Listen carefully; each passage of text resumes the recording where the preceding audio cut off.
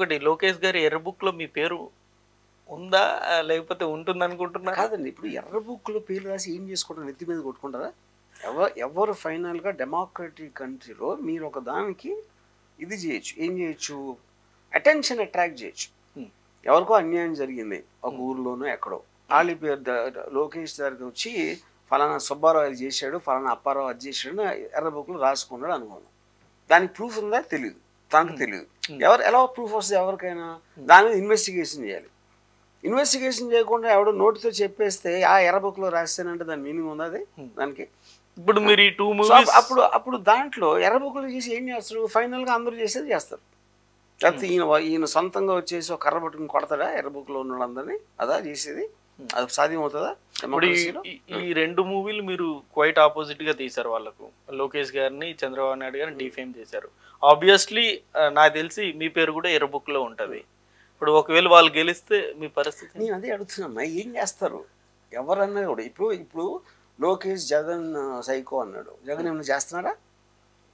అది నేను చెప్పేది.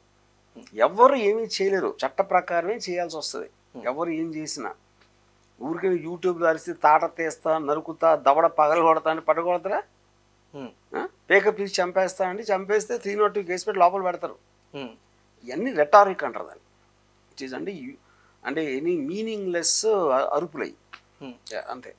కేవలం మీ డబ్బు గురించి, డబ్బు కోసం మాత్రమే ఈ 2 సినిమాలు మీరు వైఎస్ఆర్సీపీ పార్టీకి అనుకూలంగా తీశారన్నది బలంగా సోషల్ మీడియాలో ఎప్పుడు చెప్తూ ఉంటారు. నిజంగా డబ్బుల గురించి మాత్రమే మీరు సినిమా తీశారా? ఏమి చేసినా డబ్బు కోసమే చేస్తాడు. ఎవరు, నేను కాదు, మొత్తం భూలోకంలో ప్రతి ఒక్కడు కూడా దానికోసమే చేస్తాడు. జగన్ గారు కూడా అందరూ. అది ఇప్పుడు కానీ ఆ డబ్బులు దేనికోసం కావాలి అనేది వేరు. ఓకే ఓకే అప్పుడు ఏంటి, ఒకళ్ళు కొంత ఎక్కువ తక్కువ దిక్కువ. మీరు ఉద్యోగం ఎందుకు చేస్తున్నారు? డబ్బు కోసం చేస్తారు. వ్యాపారం ఎందుకు చేస్తున్నారు? డబ్బు కోసం చేస్తారు. మొత్తం కోట్లాది ప్రజలు నేను చెప్పేది.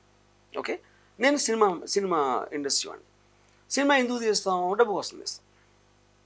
ఈ కుర్చీ మ్యానుఫ్యాక్చర్ డబ్బు కోసం చేస్తాడు. పాలిటీషియన్ ఉట్టి ప్రజాసేవ చేయడానికి వస్తాడు ఎవడైనా? ఎవరైనా నమ్ముతారు? అది చెప్పేది. ఎవడు చేసినా దానికోసమే చేస్తాడు. నెక్స్ట్ క్వశ్చన్ ఏంటి, ఆ డబ్బు ఎవరు ఇచ్చారు? నాకు దాసరి కిరణ్ ఇచ్చాడు. దాసరి కిరణ్ ప్రొడ్యూసర్. దాసరి కిరణ్ ముందు నేను 200-300 ప్రొడ్యూసర్లతో పనిచేశాను. ఇది ఇన్ని సంవత్సరాలు. అలాగే ఇంకొక ప్రొడ్యూసరు అతని డబ్బుతో నాతో సినిమా తీస్తున్నాడు. దీంట్లో వైసీపీ ఉందా వెనకాల లేదా అనేది అది మీ ఇమాజినేషన్. అది నాకు తెలిసిన చాలా మంది అదే అనుకుంటారు, వెనక నుండి వైసీపీనే పెట్టుబడి పెట్టి. అందరికీ నోరు ఉంది, అందరికీ బ్రెయిన్ ఉంది. వాడు ఒపీనియన్ వాడుకుంటుంది. నాకు ఏం ప్రాబ్లం లేదు దాంట్లో. నాకు 1000 కోట్లు ఇచ్చారు అని నేను చెప్పొచ్చు. మీరు నమ్మొచ్చు, నమ్మకపోవచ్చు. రూపాయి ఇవ్వలేదని చెప్పినా నమ్మొచ్చు, నమ్మకపోవచ్చు. అది మీ ఇష్టం. నేను చెప్పేది దాసరి కిరణ్ తప్పిస్తే నా ఎవరు లేరు. అది పాయింట్. ఓకే.